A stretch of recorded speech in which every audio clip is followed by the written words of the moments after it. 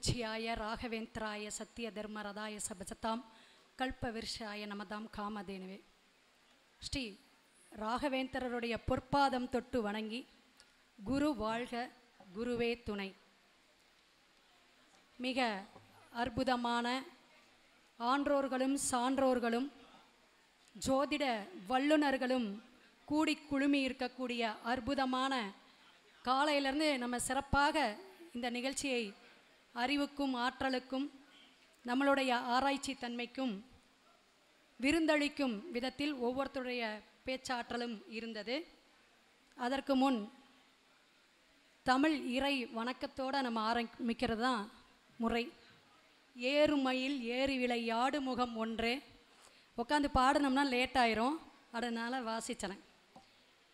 ஏறுமயில் ஏறி விளை யாடு முகம் ஒன்று, ஈசருடன் ஞானமொழி பேசுமுகம் ஒன்று, கூறுமடி யார்கள் வினை தீர்க்கு முகம் ஒன்று, குன்றுருவ வேல் வாங்கி நின்ற முகம் ஒன்று, மாறுபடு சூரரை வதைத்த முகம் ஒன்று, வள்ளியை மனம்புணர வந்த முகம் ஒன்று, ஆறுமுகம் மான பொருள் நீயருளல் வேண்டும், ஆதி அருணாச்சலம் அமர்ந்த பெருமாளை. திருச்சிற்றம்பலம். பழனிக்குன்னு 6 படை வீட்டில் ஒவ்வொரு படைக்குமே முருகனுடைய மந்திரம் இருக்குது. அதில் நம்ம பழனிக்குன்னு ஒரு தமிழ் மந்திரம் இருக்குது. செவ்வாய் அணைய திருமேனி சேயோ நாயேன் துயர் தீராய், எவ்வான் ஏத்துகின்ற இறைவா இளம் பூரணா, தெவ்வாதனை இல்லாத பரசிவ யோகி போற்றி, தேசிகா போற்றி, செவ்வாய்க்கிழமை வந்தருள்வாய், செவ்வாய் பழனிக்குக போற்றி போற்றி. இது தமிழ் நமக்கு சொல்லக்கூடிய ஒரு அற்புதமான மந்திரம். அறுபடை வீட்டில் 3வது படை வீடாக முருகப்பெருமான் மலை மீது அமர்ந்திருக்கக்கூடிய ஒரு அற்புதமான இடத்தில் இந்த மண்ணின் பெருமையையும் முருகப்பெருமானினுடைய அருளையும் ஆசீர்வாதத்துடனும் ஜோதிட திருவிழா முப்பெரும் விழாவாக ஜோதிடம், தமிழ் மற்றும் ஆன்மீகத்தையும் சேர்த்து நமது ஐயா மேடையில் மிக பெரிய ஒரு ஆசானாகவும் தலைவராகவும் அவருக்கு ஒத்துழைப்பு கொடுக்கக்கூடிய அந்த நகைச்சுவை தமிழ் தலை வணங்கக்கூடிய அமைப்பில் அவருக்கு அவ்வளவு தமிழ் ஆர்வம் உண்டு. அப்பேற்பட்ட தலைவருக்கு துணைவியாக காந்திமதி அம்மையார். பொதுவாக சொல்லுவாங்க 63 நாயன்மார்களில் அம்மா அம்மா அம்மே அம்மையார் அப்படின்னு சொல்லக்கூடிய ஒரு அற்புதமான அமைப்பை பெற்றவர் காரைக்கால் அம்மையார். அவர் மட்டும்தான் உக்காந்துருப்பாங்க வரிசையாக பார்த்தீங்கன்னா சிவன் கோயிலில். அப்பேற்பட்ட பெண்ணை போற்றக்கூடிய அமைப்பில் பெண் என்பவள் தகப்பன், அடுத்தது தனக்கு துணைவியாக வரக்கூடிய கணவன், அடுத்தது பையன் அப்படின்னு ஒவ்வொரு பொறுப்பிலையும் தன்னை புகுத்தி கொண்டே வரக்கூடிய, என்ன சொல்லணுங்க, முதல் தெய்வமே நம்மளுடைய பெண் தெய்வம்தான். ஏன்னா மானிடராய் பிறப்பது அரிது, சரிங்களா? கூன் குருடு இல்லாமல் பிறக்கணும் அவ்வை சொல்லியிருக்காங்க. அப்போ இந்த இதை பெண்மையை போற்றுவோம். தமிழ்நாளும் பெண் தான், சரிங்களா? அம்மா தாய் எந்த விதத்தில் நம்ம முன்னாடி பேசுகிறோமோ அதுதான் நம்மளுடைய உயர்வுக்கு கொண்டு போகும். கருவறையிலிருந்து நம்மளுடைய திருவாக கொண்டு அமைக்கக்கூடிய அமைப்பு. அதனால தான் ஆண்களுக்கு திருவாளர் சொல்கிறோம். அப்பேற்பட்ட அற்புதமான துணைவியார் காந்திமதி அம்மையார் அவருக்கு ஒரு பக்தியாகவும் துணையாகவும் ஆன்மீகமாகவும் கூட இருந்து வழி நடத்துகிறாங்க அப்படிங்கிறத நம்ம இந்த இடத்துல சொல்லி ஆகணும். என்னுடன் பயணித்து நம்மளுடைய மேடையிலே உட்கார்ந்திருந்த நல்ல ஒரு நட்புள்ளம் கொண்டவர், அன்புள்ளவம். அதாவது யதார்த்தமாக ஒவ்வொரு செவ்வாயும் ஒவ்வொரு பாவத்தில் இருந்தால் என்ன அப்படிங்கிறத மிக எளிமையாக சொல்லி குலதெய்வ வழிபாடெல்லாம் எப்படி வழிபடணும் அப்படிங்கிற அமைப்பில் நிறைய யூடியூப் சேனலில் அழகாக தினமும் ஒரு யூடியூப் சேனல் போட்டுருவார். அவருடைய முகம் பார்க்காத நாளே இல்லை. எனக்கு தனியாக அனுப்புவார், குரூப்லையும் பார்த்தலாம். அப்பேற்பட்ட மிக அற்புதமான மனிதர் முகுந்தன் முரளி ஐயா. மிக ஆன்மீகமும் ஜோதிடமும் சார்ந்து பள்ளிப்பாளையத்தில் தமிழ்நாட்டையே கலக்கி கொண்டு இருக்கக்கூடிய ஒரு அற்புதமான மனிதர். ஜோதிலிங்கம், பிரசன்ன ஜோதிடம் எப்படி அதை சொல்லணும் அப்படிங்கிறத ஒரு 15 நிமிஷம் பேசியிருப்பார்னு நினைக்கிறேன். ஒவ்வொரு பாவத்துக்கும் அந்த உதயத்தை கொண்டே நம்மளுடைய புத்தி உதயமாக்கி அழகாக தெளிவாக சொல்லிட்டு போனார். அந்த தெளிவான பேச்சு தன்மை எல்லாமே புதன் ஆதிக்கம். இதெல்லாம் நீங்கள் உட்காந்து கேட்டுட்டு இருக்கிறவங்களுக்கும் புதன் ஆதிக்கம்தான். புதன் ஆதிக்கம் இல்லாமல் இந்த ஜோதிஷத்துக்கு நுழையக்கூடாது. அதான் ஐயாட்ட சொல்லிட்டு இருந்தேன். சிஆர் அப்படின்னாலும் குருச்சந்திர யோகம். சிங்கிறது குரு, ஆறுங்கிறது சந்திரனுடைய 2ஆம் நம்பர். அதனால தான் புதன் உங்களுக்கு கூடயே இருக்குதுங்கய்யா. பேசும்பொழுது நகைச்சுவை அப்படியே அசால்ட்டாக தெரிக்க வருது. அதனால் அவரை பற்றி ஏன்னா கவிதையும் புதன் தான், கட்டுரையும் புதன் தான். அதே போல் நம்மளுடைய ஜோதிஷத்துக்கு முதல் கிரகம் எதுங்க? புதன் நல்லா இருக்கணும் அப்படிங்கிறது. நல்லா இல்லைனாலும் அவங்களுக்கு வரும்.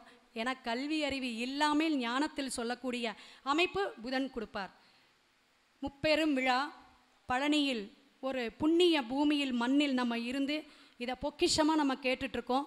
இன்றைக்கி வந்த அத்தனை பேத்துக்கும் அந்த முருகனுடைய அருளும் பாக்கியமும் ஆரோக்கியமும் கிடைக்கும் அப்படிங்கிறத மீண்டும் வாழ்த்தி, அருந்தமிழ் சங்க பாடலில் அறிவுபூர்வமான ஜோதிட கருத்தினை இனிமையான நகைச்சுவையுடன் ஈடில்லா ஞான பக்தி மிளிர உள்ளத்தில் உறுதியும் பெருக வேண்டும்.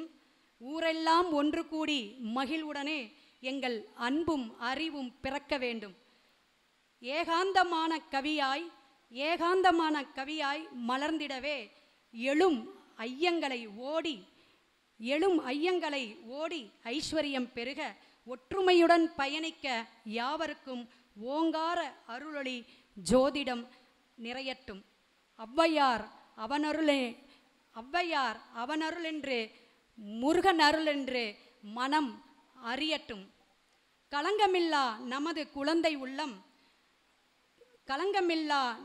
குழந்தை உள்ளம் கொண்ட சின்ன ராஜா பெயரானாலும் ஜோதிட ஞானத்திலும் சங்கத் தமிழிலும் ஆன்மீகத்திலும் பெரிய ராஜா. கைத்தட்டலுடன் பாராட்டு தெரிவித்தால் உற்சாகமாக இருக்கும். அவர்களுக்கு மீண்டும் தலைவணங்கி பொற்பாதம் தொட்டு வணங்கி இனிமேலும் ஆரம்பிக்கலாம். ஜோதிடமும் நம்மளுடைய செயல்பாடும், ஏன்னா உலக பொதுமுறைன்னு சொல்லக்கூடிய அந்த ஆணி தமிழ் வேறே நம்மளுடைய திருக்குறள் தான். அப்பேற்பட்ட திருக்குறளில் சொல்லாத விஷயமே இல்லை. எப்படி உச்சி முதல் பாதம் வரை நம்மளுடைய ஒவ்வொரு பாகத்துக்கும் உறுப்புக்கும் நம்மளுடைய 9 கிரகத்தையும் பாவத்தையும் சொல்கிறோம். அதை விட இன்னும் நம்ம பேரம்பேத்தி எடுத்தால் கூட இதற்கு இதுதான் விளக்கம்னு சொல்லக்கூடிய 2 அடியில் அடக்கக்கூடிய ஒரு அற்புதமான குறள் அடி எதுனா திருக்குறளுக்கு மட்டுமே உண்டு. அதுதான் நம்மளுடைய இன்னும் தமிழை வளர்த்து கொண்டு இருக்குது, இன்னும் நிலைநாட்டி கொண்டு இருக்கிறது. திருக்குறள் மட்டும் இன்னும் நம்ம சாகா தமிழ்ங்கிறோம். அதற்கு ஒரு ஆணிவேர் எதுனா திருக்குறள் தான். அப்பேற்பட்ட திருக்குறளில் நம்ம அதாவது தமிழ் அப்படின்னாலும் தமிழ் கடவுள்னாலும் முருகன். அதே போல் ஜோதிடம் நமக்கு நல்ல ஞான அறிவை கொடுக்கணும். ஞானம் அதான் 3வது வீடுன்னு சொன்னேன், படை வீடு. ஞானத்தை கொடுக்கக்கூடிய குருவாய் இருந்து, அப்பனுக்கே குருவாய் இருந்து சொல்லக்கூடிய ஒரு முருகப்பெருமான். அப்பேற்பட்ட ஞானத்தை கொடுக்கணும் அப்படின்னா எல்லாரோடைய ஆஃபீஸ்லேயும் முருகப்படம் இருக்கும். கண்டிப்பாக ஏதோ அறுபடையில் ஒரு படை வச்சுருப்பீங்க. அப்பேற்பட்ட முருகப்பெருமானுடைய அமைப்புக்கு செவ்வாய் கிரகம்தான். இந்த செவ்வாய் ஆதிக்கம், செவ்வாய் தோஷம் சொல்லிட்டு போயிட்டாங்க. செவ்வாய் பாவம் மேஷம் விருச்சிகம், அடுத்தது செவ்வாய் தசை. இந்த 3 விஷயங்களும் நடக்கக்கூடியவங்களும் ஆரோக்கியம் குறைபாடு இருக்கக்கூடியவங்களும் அவசியம் முருகனுடைய முக்கிய ஸ்தலத்தில் பழனிக்கு வர்றது மிக விசேஷம். திரு ஆவினன்குடியில் ஒரு 1/2 கிலோமீட்டரில் நம்ம இருக்கோம். அடுத்தது பழனிங்கிறது தான் மேலே இருக்கிற பகவானுடைய அமைப்பு இடம். இது எப்படி அப்படின்னா பக்தி மார்க்கத்தில் ஜோதிட ஞானத்தை சான்றோர்களுடைய மத்தியில் கொண்டு போய் கொடுக்கக்கூடிய அமைப்புக்கு சித்தர்கள் 14 சித்தர்கள் உழைப்பு இந்த அளவுக்குன்னு கிடையாதுங்க. நம்மளை மாதிரியெல்லாம் நல்லா டீசெண்டாக அந்த காலத்துலேயே நினச்சி பாருங்க, மண்ணிலையும் தரையிலையும் முள்ளுலையும் புரண்டு நடந்து வளர்ந்து அந்த சித்தர்கள் நமக்கு எவ்வளவு பொக்கிஷ விஷயத்தெல்லாம் சொல்லி கொடுத்துட்டு போயிருக்காங்க. மருத்துவம் சார்ந்து இருக்கக்கூடிய அமைப்பில் முதல் கடவுள் பழனி ஆண்டவர் தான். அப்பேற்பட்ட தேவாரம், திருவாசகம், திருப்புகழ் இது மாதிரி ஆதியில் எத்தனை ஒரு அமைப்பு இருந்தாலும் திருப்புகழில் நினச்சி பாருங்கள், அருணகிரிநாதரை நினச்சி பார்க்கணும், அவருடைய வரலாறுலாம் நம்ம படிக்கணும். எப்பயுமே ஐயாட்டிருந்து ஒரு முதல் விஷயத்தை கற்றுக்குங்க.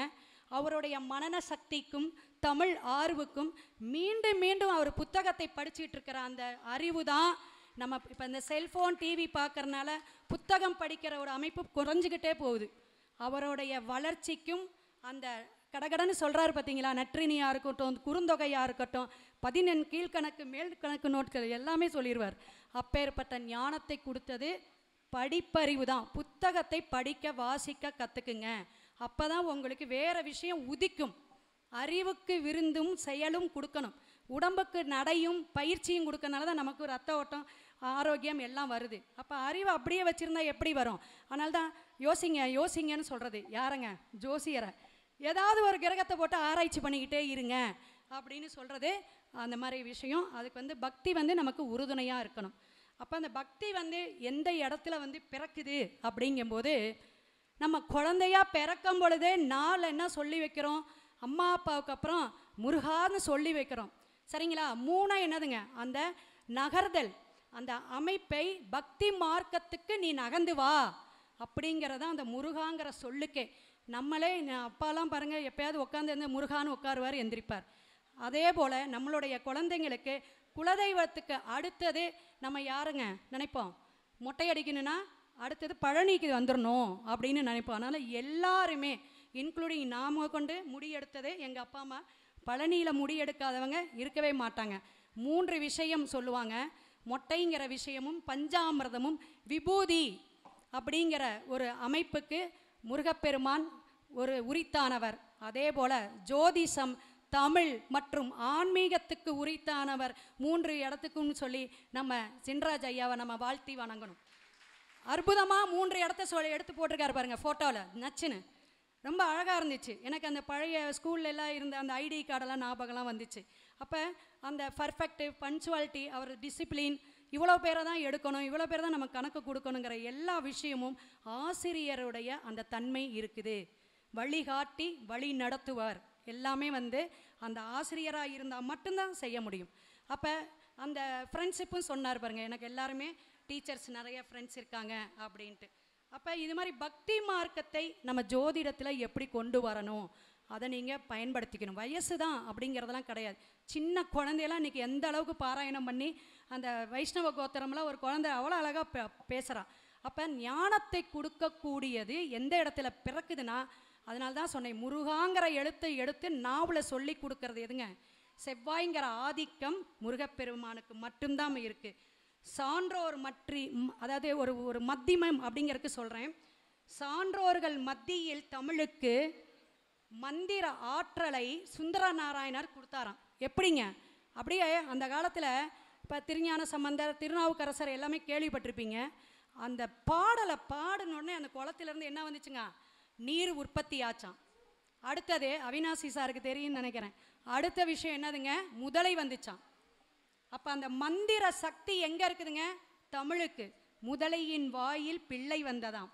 சுந்தரநாயர் பாடும் பொழுது அப்படி வந்துச்சு அப்படிங்கிறாங்க. அப்போ அந்த தமிழோடைய அருமை பெருமையை சொல்லணும், முருகனுடைய அருமை பெருமையை சொல்லணும், அதுக்கப்புறம் நம்ம ஜோதிடத்துக்கு போகணும். அப்படிங்கிறக்காக தான் இந்த 3 தலைப்பையும் கலவையாக பேசணுங்கிற ஒரு நம்பிக்கையில் பேசிகிட்டு இருக்கோம். ஓகே, அடுத்தது இப்போ ஒரு விஷயம். தம்பிக்கு வாய்த்தது ராமனுக்கு. தம்பி வாய்த்தது எதுங்க? ராமனுக்கு. தாரம் வாய்த்தது யாருக்குங்க? திருவள்ளுவனுக்கு. ஏன்னா நின்னும் அப்படி நிற்கணுன்னு கொடை நின்றுட்டு ஓடிடுச்சான் கிணத்துல நீர் ஜலம் இறைக்கும் பொழுது. அப்போ இந்த மாதிரி தாரம் அமையணுமா. அடுத்தது இதெல்லாம் ஜோக்கா ஐயா சொல்லுவாருங்க. தாரத்துக்கு மனைவிக்கெல்லாம் ஜோக் அடிக்கணுன்னா நம்ம ஐயா தான் அது இருக்குது, சரியாக இருக்கும். அடுத்தது பேர் வாய்த்தது சடையப்பருக்கு, பிள்ளை வாய்த்தது சிறு தொண்டருக்கு. இது போல் ஒவ்வொருத்தருக்கும் ஒவ்வொரு வாய்ப்பை நமக்கு கொடுப்பாங்க. அந்த வாய்ப்பு வரக்கூடிய காலகட்டத்தில் நம்ம பயன்படுத்திக்கணும். எக்காரணத்தை கொண்டும் இந்த ஜோதிடத்துறைக்கு வயசு மட்டும் நீங்கள் யோசிக்கவே கூடாது. அதை மட்டும் இங்கேயும் மனசில் இருந்து அழிச்சிருங்க, சரிங்களா?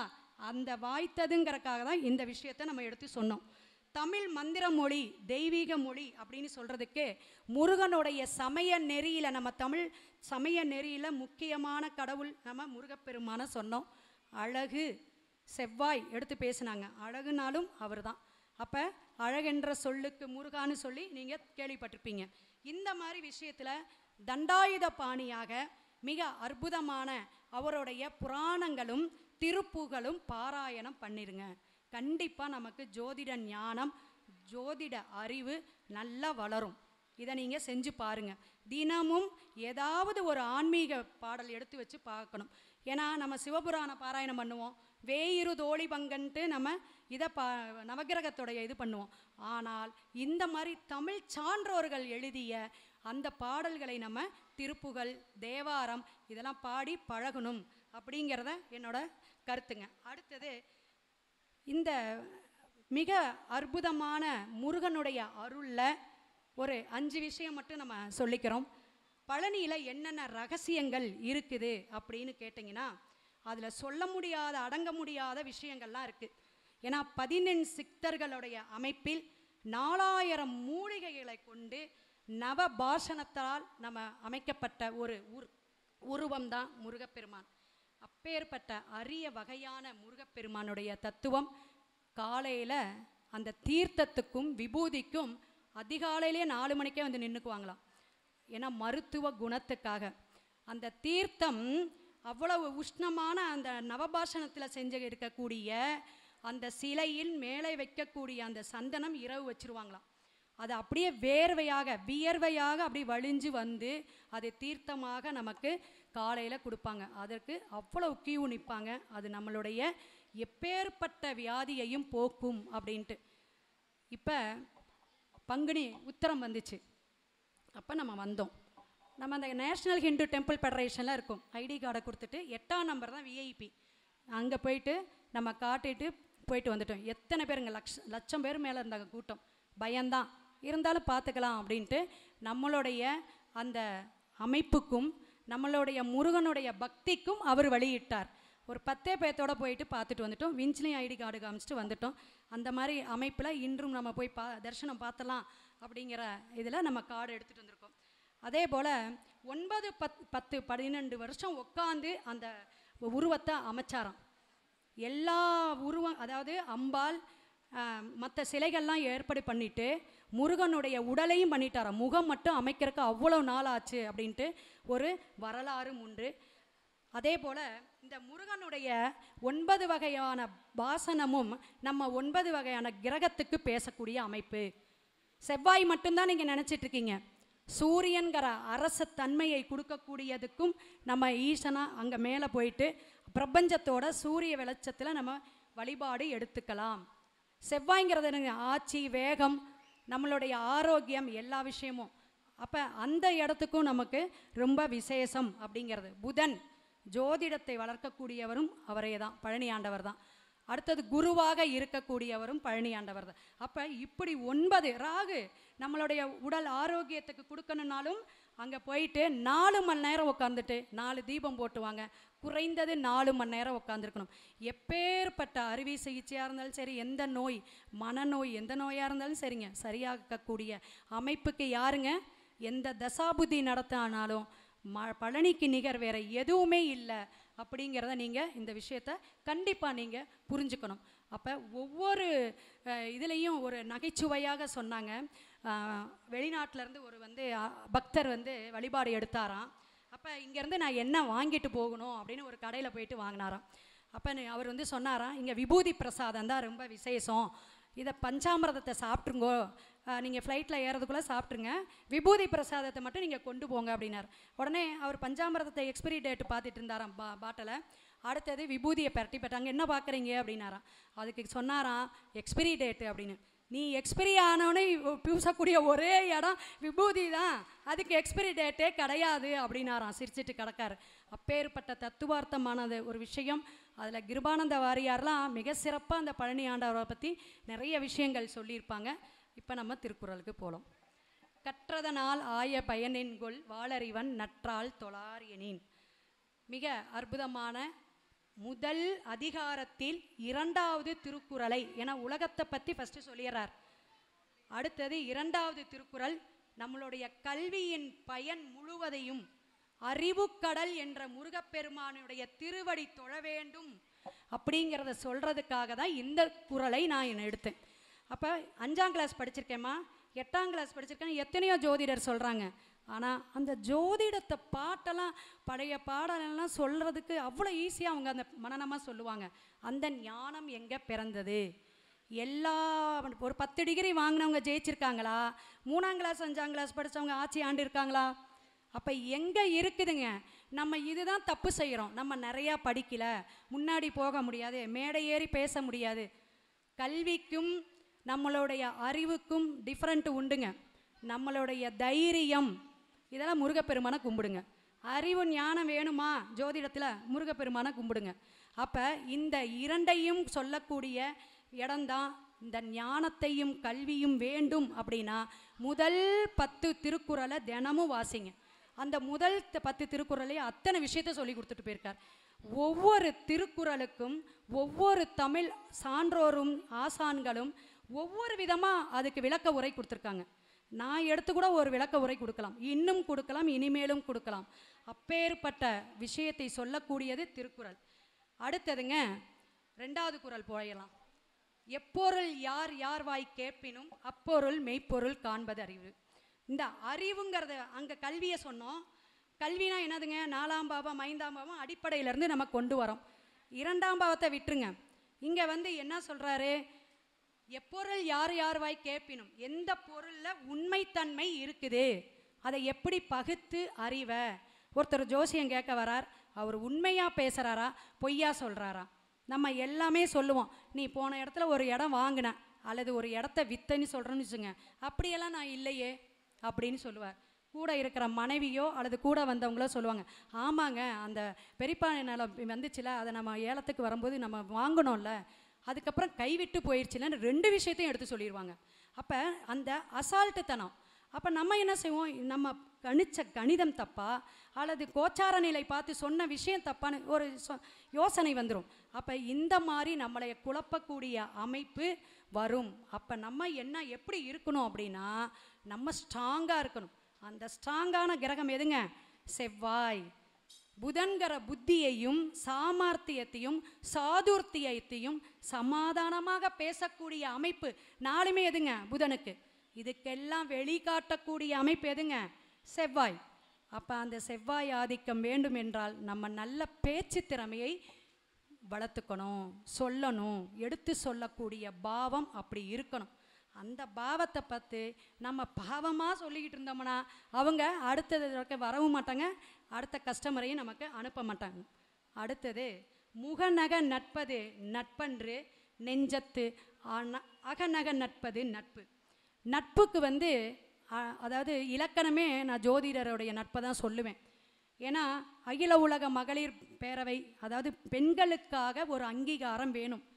இப்போ அவங்க மேடம் சொன்னாங்க, நீங்கள் பேசிட்டு நான் பேசுகிறேன், செவ்வாயை பற்றி பேசுகிறீங்க, சூப்பராக பேசிடுவீங்க. ஃபஸ்ட்டு கொஞ்சம் கிடுகிடுனாங்க, அப்புறம் ஸ்ட்ராங்கானாங்க, அப்புறம் அப்படி வச்சு பேசினாங்க. அப்போ இந்த செவ்வாய் பேச பேசவே தன்னை என்ன ஆகுதுங்க? மெருகேற்றுது. ஆங்கிலமும் ராகுவும் சேர்ந்துட்டார். அப்போ இந்த அளவுக்கு தைரியத்தை கொடுக்கக்கூடிய அமைப்பு பெண்களுக்கு வேண்டும். நம்ம மட்டுமே முன்னேறி நம்ம எல்லா மாநாட்டுக்கும் கூப்பிடுவாங்க அல்லது வேற எங்கே நான் மட்டும் முன்னேறிக்க முடியுமா முடியாதா? ஏன்னா 2 டிகிரி இருக்குது, நமக்கு ஜோதிடமும் பட்டம் வாங்கி வச்சுருக்கோம், மொத்தம் 3 டிகிரி. அதை என்னோட நோக்கம் அல்ல. அப்போ விரிவான நம்ம கற்றுக்கிட்டதையும் இனிமேல் கற்பித்தல் அவங்களும் வெளியே வரணும். ஏன்னா குடும்ப பெண்கள் வரணும் அப்படிங்கிறக்காக தான். இப்போ பாருங்கள், திருவிழா மாதிரி ஒரு கல்யாண வீட்டுக்கு வந்திருக்க மாதிரி வந்திருக்கீங்க. அப்போ எவ்வளோ நம்ம சாருக்கு ஒரு மதிப்பு மரியாதை நம்ம கொடுக்குறோம். அப்போ அந்த சந்தோஷம் எங்கே கிடைக்குதுங்க? நம்ம ஐயா சொன்னார், நம்ம ஒரு குடும்பம் அப்படின்னார். அந்த குடும்பமாக பயணிக்கிறோம். அந்த நட்பு எங்கே இருக்குதுங்க?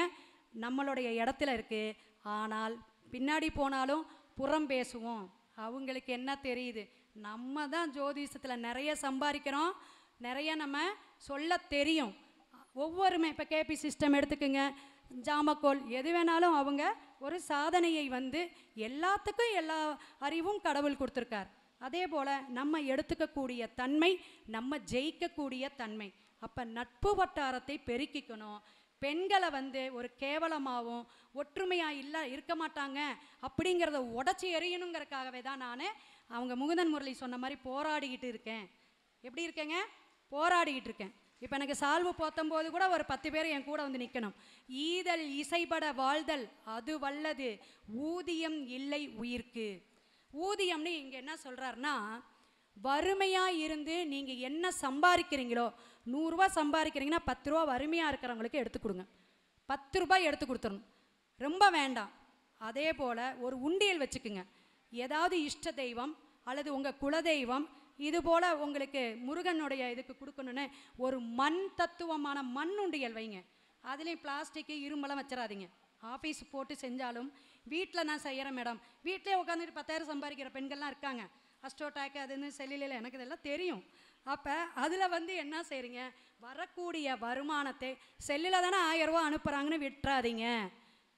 ஈதல் இசைப்பட வாழ்தல், நம்மளுடைய வருமானம் எங்கே இருக்கணுங்க, ஒரு ஈகை குணம் அங்கே இருக்கணும், எடுத்து வைக்கணும், உண்டியில் காணிக்கையாக போடணும். அது நல்ல விஷயத்துக்கு கொடுக்கலாம். இதுபோல் நம்ம வரும்பொழுது ஐயாவுக்கோ அல்லது மற்ற ஜோதிடருக்கோ உதவி செய்யலாம். எந்த அளவுக்கு நீங்கள் ஜோதிடருக்கு உதவி செய்கிறீங்களோ அந்த அளவுக்கு நீங்கள் ஜோதிடத்தில் உயர்ந்த நிலைக்கு போவீங்க. இதில் பல பேர் நீங்கள் பார்ப்பீங்க, எப்படி ஒரு இடத்துக்கு மேலே போகிறாங்கன்னா எத்தனை விஷயங்கள் இப்போ ஆர்கனைஸ் பண்ணியிருக்காரு, நமக்கு கொடுக்குறார், பாராட்டு, அதே போல் சீல்டு சான்றிதழ் எல்லாமே கொடுக்குறாரா இல்லைங்களா? அப்போ நம்ம செய்யக்கூடிய செலவுக்கு பல மடங்கு அவருக்கு என்ன செய்வாங்க, பிரபஞ்சமும் அந்த முருகனும் கண்டிப்பாக கொண்டு கொடுத்துருவார். இதை விட பிரம்மாண்டமாக அடுத்த ஆண்டு விழா முப்பெரும் விழாவாக இருக்கலாம், அல்லது 50 விழாவாக கூட நடக்கும். அப்பேற்பட்ட ஒரு அற்புதமான மனிதரும் நமக்கு ஈகை குணம் வேண்டும். அப்போ வறியவர் ஏழை எளியோருக்கு உதவுதல் அல்லது நம்ம ஜோதிடருக்கே ஏழை ஜோதிடருக்கோ இது போல் நம்ம செய்யறது நம்ம ஜோதிடத்தை வளர்க்கும், இந்த துறையில் நல்ல சிறப்பாக இருக்க முடியும் அப்படிங்கிறது. ஓகே. மோப்ப குழையும் அனிச்சம் முகம் திரிந்து நோக்க குழையும் விருந்து. அதாவது அனிச்சம் மலர்னு ஒன்று இருக்கான். பெண்களுக்கெல்லாம் எடுத்து சொல்லணும்னா தமிழ் சான்றோம் நம்ம சின்னராஜையெல்லாம் அப்படி விளையாட்டாக சொல்லுவார். என்னங்க, அப்போ அந்த அந்த மலர் வந்து இப்படி பார்த்து முகரவே வேண்டாம், அப்படி இப்படி வந்தால் மூக்குக்கிட்ட வந்தாவே அப்படி இதாயிருமா, வாடி போயிருமா. அப்பேற்பட்டவங்க நம்ம பெண், சரிங்களா? ஆனால் வேர்க்குது, என்ன பண்ணுறது? ஓகே. அப்போ நம்ம எப்படி விருந்தினர்களை எப்படி உபசரிப்போமோ அதே போல் நம்மளுடைய கிளைண்ட்டுக்கிட்ட கோபப்படக்கூடாது. வாங்க உட்காருங்க, தண்ணி குடிங்க. ஏன்னா நான் 10 வருஷமாக ஆஃபீஸ் போட்டு பார்த்துட்டு இருக்கனால சொல்கிறேன்.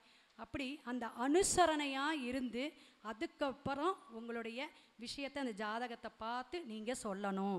திருக்குறள்லேருந்து எப்படியெல்லாம் நம்ம பொருள் எடுக்கிறோம் பார்த்தீங்களா, இதற்கு என்ன அப்படிங்கிறத பார்க்கணும். இப்போ நட்புணை என்னது, புதன் கிரகம், அவங்களுடைய தன்மையை உணர்றது என்னதுங்க, நம்ம குருவாக நிற்கிறோம். அவங்க யார், கிளைண்ட் என்னவா இருக்காருங்க, சனியாகவும் இருக்கலாம், ராகுவாகவும் இருக்கலாம், இல்லாட்டி கேதுவா, பற்றற்று என்னமோ நீ சொல்லு, நான் கேட்டுட்டு போகிறேன், என் பொண்டாட்டியாக நான் வந்து உக்காந்துருக்கேன் அப்படின்னுங்கிற மாதிரி இருக்கலாம். ஏன்னா ஜோதிஷத்தை நம்பக்கூடிய அமைப்பு வந்து ரொம்ப குறைஞ்சிக்கிட்டு வந்துச்சு. இப்போ எல்லாம் அதிகமாயிருச்சு. யூடியூப் தான் நம்மளை வளர்த்துருக்கு.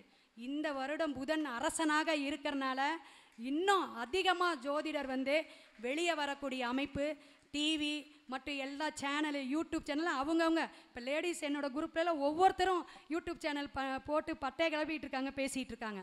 அப்போ அந்த அளவுக்கு ஒரு, அதாவது கௌரவம் பார்க்காமல், ஒரு வெக்கம் அப்படின்னு பார்க்காம, ஜோதிடம்னா ஒரு ஏதோ ஒரு இதுங்க அப்படிங்கிற ஒரு பயம் கொடுத்துட்டாங்க. இந்த தாந்திரிகம் இருக்குமோ, மாந்திரிகம் பண்ணுவாங்களோ, அவங்கக்கிட்ட போனால் ஏதோ பயப்படுத்துவாங்களோ அப்படின்னு. அதெல்லாம் போய் தெளிந்த நீரோடாக ஆன்மீகம் தமிழ் அப்படின்ட்டு அறிவு சார்ந்த பெண்களும் ஆண்களும் இப்போ வர ஆரம்பிச்சிட்டாங்க. மேலும் சொல்லணுன்னா இளைஞர்களை நிறைய பேர் வர ஆரம்பிச்சிட்டாங்க. இப்போ இந்த காலேஜ் ஸ்டூடெண்ட்லாம் நம்ம போய் என்ன செய்யலாம், இந்த இலவச ஜோதிடம் மருத்துவம் போடுற மாதிரி ஜோதிஷத்தை போட்டு ஒவ்வொரு காலேஜாக ஜோதிஷத்தை பற்றி பேசணும். அதுக்கு வந்து இது மாதிரி தமிழ் ஒரு பல்கலைக்கழகத்தை கூட்டிகிட்டு போய் பேச வச்சிட்டோம்னா எல்லாரும் ஜோதிஷ துறைக்கு வந்துடுவாங்க. சரிங்களா? 5 நிமிஷம் சொல்லிட்டாரு. முதல் 2வது குறளில் ஆரம்பித்தேன், இன்னும் ஒரு 5 குறள் இருக்குது, வேண்டாம், கடைசி குறளுங்க. அதே அதிகாரத்தில் கடைசி குறளில் சொல்லிவிட்டு முடிச்சுக்கலாம், ஓகேவா? ஏன்னா பசிக்கும் உங்களுக்கு.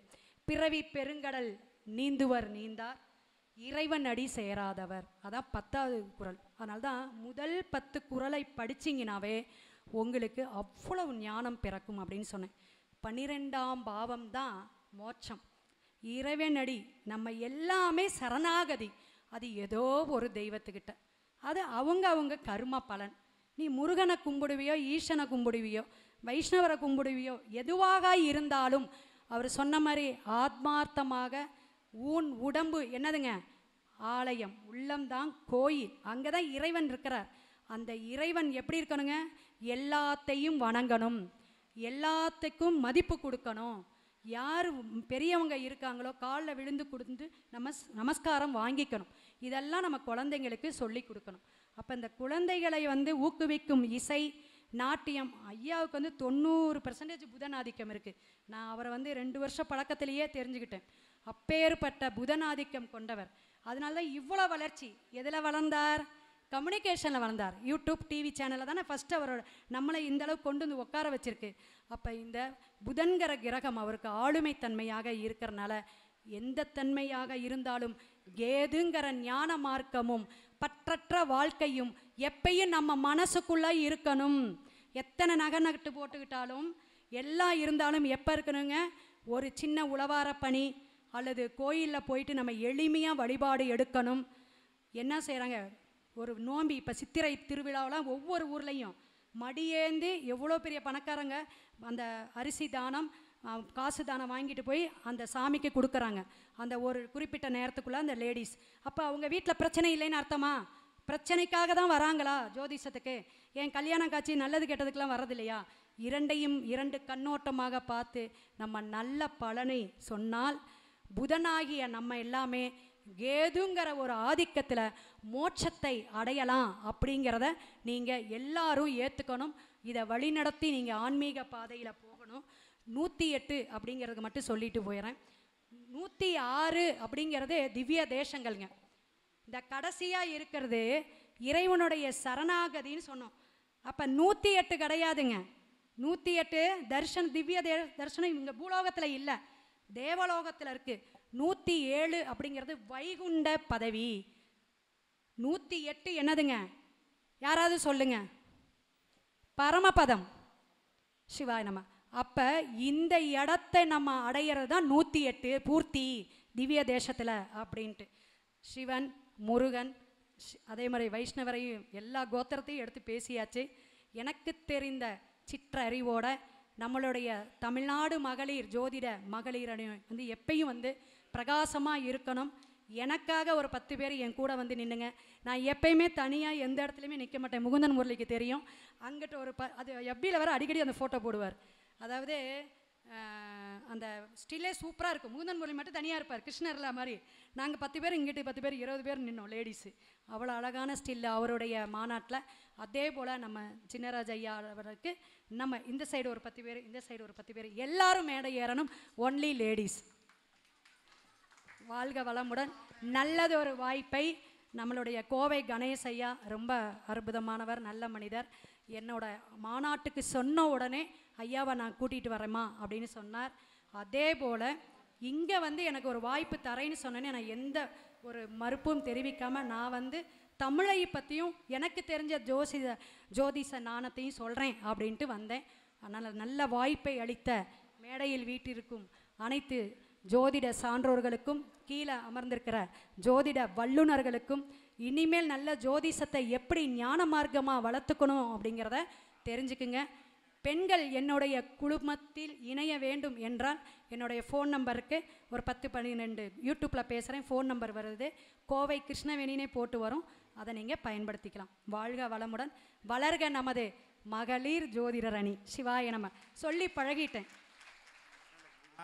நம்ம கிருஷ்ணவேணி மேடம் பேசுனாங்க. நம்ம வீட்டில் கூட ஒரு கிருஷ்ணவேணி இருக்காங்க. அதாவது இந்த கிருஷ்ணவேணினாலே இப்படித்தான் பேச ஆரம்பித்தாங்க, நிறுத்தவே மாட்டாங்க அப்படின்வாங்கல்ல, அது மாதிரி. ஆனால் கருத்தாக பேசுனாங்க. திருக்குறளை பற்றி சொன்னாங்க இல்லையா? 1330 அருங்குறளும் 1100 பகிர்ந்தெடுப்பின் மண்ணு தமிழ் புலவர் வாய் கேட்க வீற்றிருக்கலாம்னா, திருக்குறள் படித்த ஒருத்தர் திருக்குறள் சொன்னாங்கன்னா நம்ம நாள் பூரா உட்காந்து கேட்டுக்கிட்டே இருக்கலாம், அவ்வளோ இன்ட்ரெஸ்டிங்காக இருக்கும். அந்த வகையில் அவங்க கற்றதனாலாய பயனன்கொள் அப்படின்னு ஆரம்பித்து, இங்கே வாப்பா, கற்றதனாலாய பயனன்கொள் அப்படிங்கிறதுல ஆரம்பித்து கடைசி குறளில் முடித்தாங்க. 10வது குறளில் முடித்தாங்க. சொர்க்கத்துக்கு போகிறத பற்றி சொன்னாங்க. அப்போ ஜோதிடம் அப்படிங்கிறதே நவகிரகங்களுக்கு உட்பட்டது அப்படிங்கிறத விதவிதமான டைரெக்ஷனில் சொன்னாங்க. உண்மையிலேயே வந்து நான் அவங்கள்ட்ட இருந்து ஒரு ஜோதிட பேச்சு தான் எதிர்பார்த்தேன். ஆனால் அவங்க கொடுத்ததுங்கிறது வந்து ஆன்மீகம் கலந்த ஜோதிடம் அப்படிங்கிற மாதிரியான ஒரு மிங்கிளான ஒரு விஷயம், அதாவது காம்ப்ளெக்ஸான ஒரு விஷயத்தை பற்றி பேசியிருந்தாங்க. நிச்சயமாக அதுக்கேற்ற அந்த ஞானம் இல்லாமல் பேச முடியாது. ஒன்று. ரெண்டாவது வந்து அவங்களும் டீச்சர், அதனால் அவங்க நல்லா தானே பேசுவாங்க. ஸோ அந்த வகையில் வந்து நமக்கு நல்ல கருத்துக்களை கொடுத்த அவங்களுக்கு மிக்க நன்றி. நம்ம அழைப்பை ஏற்று இங்கே வந்ததற்கும் மிக்க நன்றி. இன்னும் வந்து அவங்க நிறைய கருத்துக்கள் சொல்ல வேண்டியது இருக்குது.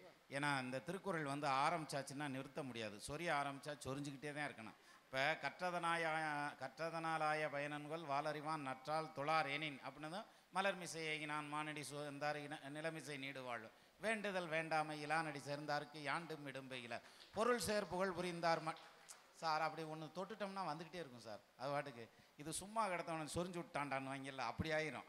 அது மாதிரியான ஒரு அமைப்பு. அதனால் அவங்கள ஒரு தடவை திருக்குறளை ஸ்பெஷலாக நம்ம தமிழ் சேனலில் பேச சொல்லணும். அவங்க பேசுவாங்க. உங்கள் சார்பாக நான் அன்போடு அவங்களுக்கு வேண்டுகோளாகவே வைக்கிறேன். அதை இப்பொழுது பாண்டி கொடுமுடி இப்போது சகோதரிக்கு மரியாதை செய்யப்படுகிறது. பாண்டி கொடுமுடி சதீஷ், நீங்கள் பொண்ணாட கொடுத்துருங்க.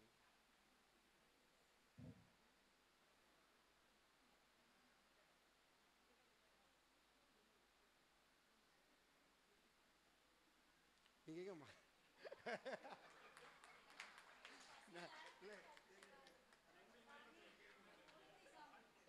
ரெண்டு பொண்ணாடு தானே.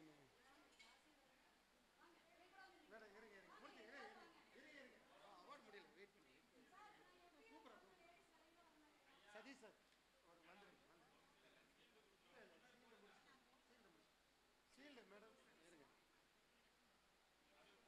இப்பொழுது சிறந்த சிறப்பு விருந்தினர் பரிசை சிஆர் சொந்தங்கள் சார்பாக காந்திமதி மேடம் அவர்கள் நமது கிருஷ்ணவேணி அவர்களுக்கு கொடுக்க இருக்கிறார். அங்கே போனீங்களா?